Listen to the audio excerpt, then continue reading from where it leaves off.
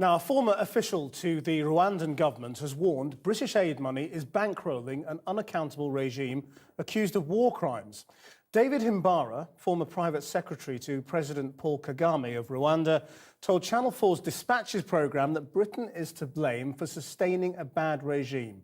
Rwanda's support for rebels fighting a war in neighbouring Congo was documented in a United Nations report last week. Our Foreign Affairs correspondent Jonathan Miller reports.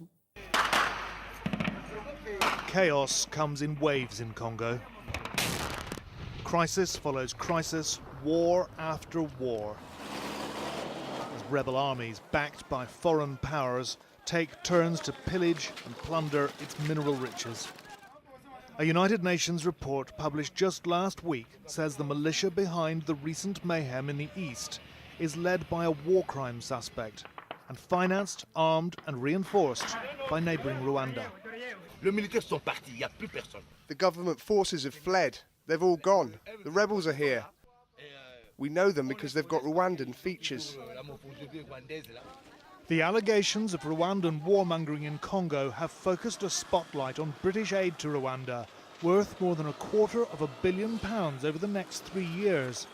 In Europe and America, President Paul Kagame is hailed as a reformist visionary. David Cameron says it's only right that Britain should be investing in Africa's new rising star. But investing in Rwanda's success has meant turning a blind eye to Mr. Kagame's increasingly authoritarian style of governance, where human rights abuse is rife, where assassination, intimidation, disappearance and torture are tools of the state, and where, as one international human rights group has put it, it's safer for dissident voices just to stay silent. Some flee into exile, like the president's former right-hand man. He's been warned that he's on a hit list.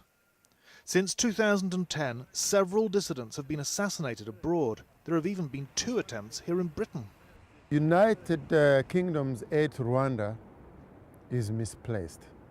It's wrong. It cannot be justified. Britain is not funding Rwanda. It's funding a dictator. It's sustaining a bad regime by any measure.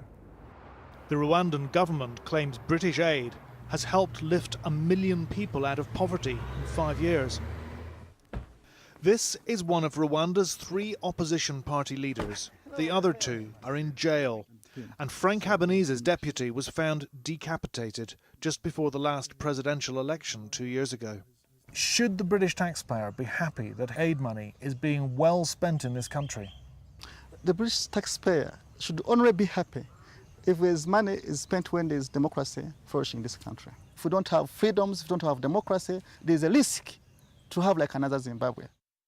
Britain's aid relationship with Rwanda is governed by this document, which says that if Rwanda fails to respect human rights or fails to promote peace and stability in the region, Britain can, in extreme circumstances, cut off aid.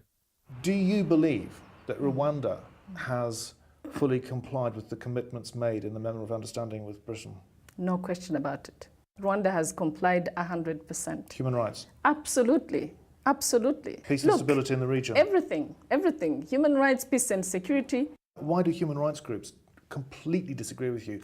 Why does the British government It is their even say job. that It is the job of human rights groups to disagree with us.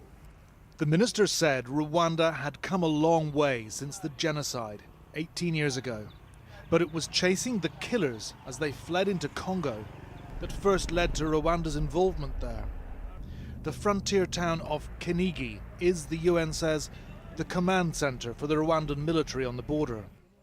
UN investigators have in the past said they had overwhelming evidence that the Rwandan armed forces were directly assisting the rebels in Congo, sending in guns and recruits. Now, though, there's new evidence, even more damning, naming Rwanda's defence minister as the coordinator of rebel military operations inside Congo.